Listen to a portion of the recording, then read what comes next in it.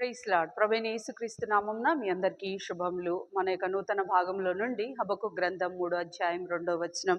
యెహోవా సంవత్సరములు జరుగుచుండగా నీ కార్యము నూతన పరచుము. నూతనము అనగానే మనం ఏమి ఎదురు చూస్తూ ఉంటామంటే ఏదైనా మార్పు వస్తే బాగుండు, మనం పనిచేసే దగ్గర మార్పు వస్తే బాగుండు, మనము ఉన్న పరిస్థితులు మారుస్తే బాగుండు, ఇవన్నీ మనం అనుకుంటా ఉంటాం. ఏదైనా కొత్తది జరిగితే బాగుండు అని ఇవి మనం అనుకునేది. కానీ ప్రభు ఏమనుకుంటున్నాడో తెలుసా?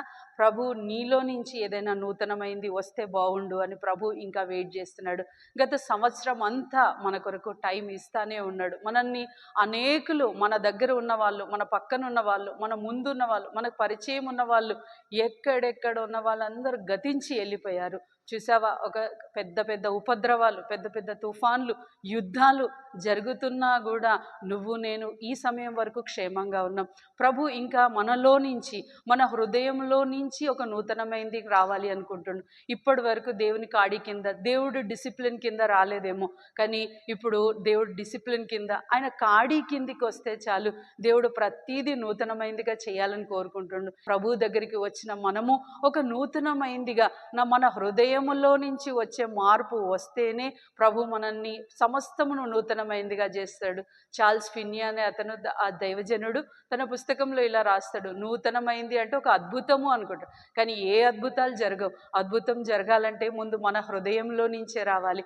మనం ఆయనను పూర్తిగా, సంపూర్ణంగా ఆయనను నమ్మాలి. సంపూర్ణంగా మనల్ని మనం ఆయనకు సమర్పించుకోవాలి. ఈ నూతన సంవత్సరం, రాబోతున్న నూతన సంవత్సరంలో నిన్ను సంపూర్ణంగా సమర్పించుకుంటావా? ఆయన దగ్గరికి వస్తావా? ఆయన కాడి కిందికి వస్తావా? ఆయన నిన్ను ఏ నూతనమైంది, ఏ మార్పు నువ్వు ఎక్కడో అనుకుంటున్నావో అవి ఎక్కడా జరగదు. నీలో నుంచి వస్తేనే జరుగుతుంది. అది, ఆ అద్భుతం నువ్వు చూడగలవు. ఆ గొప్ప మార్పు నీలో నుంచి వచ్చినప్పుడు నువ్వు అనుభవించగలవు. రండి, ఈ రానున్న నూతన సంవత్సరంలోనైనా మనం ప్రభు కాడి కిందికి వచ్చి, ప్రభువా నన్ను మార్చినందుకే నీకు వందనాలని చెప్పుదాం.